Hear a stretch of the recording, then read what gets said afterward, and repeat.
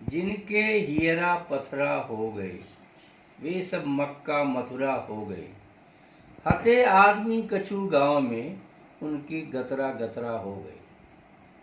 महेश कटारे सुगम की कविता दुख की दहारों से तैर कर बाहर निकलने की कोशिश की कविता है। उनमें लोक को समझने बूझने का मादा है।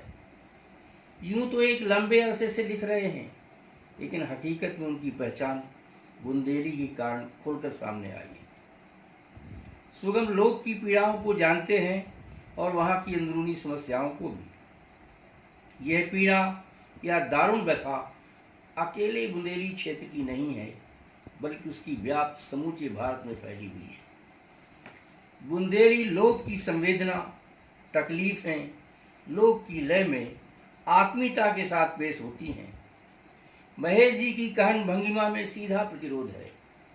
जीवन जगत की विडंबनाएं, लोक में छाया हाहाकार बेहद सख्त लहजे में बार बार झिलकर आता है। उनका लेखक करुणा के इलाके से जीवन की यात्रा करता है, इसलिए उसमें तलखी, रोष और बेचैनी है। लेखक महेश कटारे कलात्मकता के बजाय जीवन की सच को रखने में ज़्यादा विश्वास रखते हैं। इसलिए उनके लेखन का एक सांचा निर्मित हुआ है, इसमें तीक्ष्णता है और उनका कहा तलवार की धार की तरह तेज है। उनके जहन में बदलाव की उम्मीद और आकांक्षा दोनों है। उनकी रचनाएं जिंदगी की टकसाल की तरह हैं। वे जुमलेबाजी में यकीन नहीं रखते, जिंदगी का सामना खुलकर करते हैं। उनके मंसूबे और कार्रवाइयां न भ्रम में हैं, न चतुराई में और न लुका छिपी में।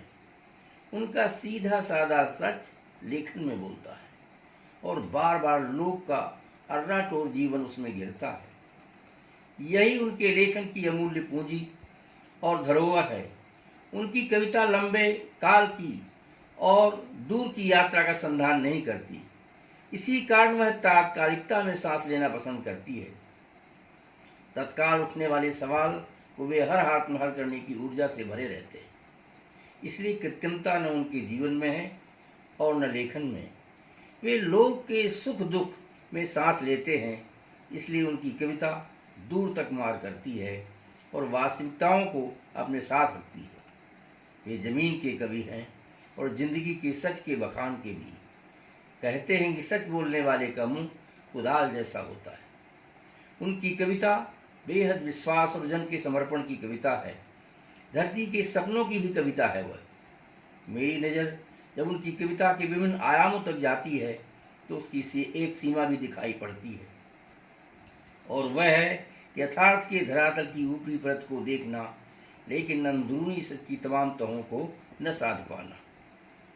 महेश सुगम पक्षधरता के कवि हैं। लोक उनकी कविता का गाढ़ा रसायन है। यही उनकी कविता में पलता और ढलता है, इसलिए वह बहुत दूर तक यात्रा करने वाली कविता।